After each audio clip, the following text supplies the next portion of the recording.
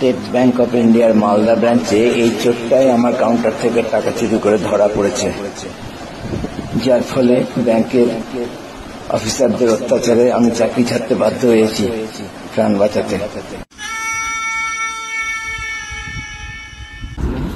আসলে লেখাপড়া না করা মূর্খদের মধ্যে যথেষ্টই মানবিকতা থাকে, কিন্তু লেখাপড়া জানা মূর্খ হলে এরকম চরিত্রহীন কাপুরুষ হয়। স্টেট ব্যাংকের সমস্ত 100% স্টাফ, সব ধরনের স্টাফই এইরকম।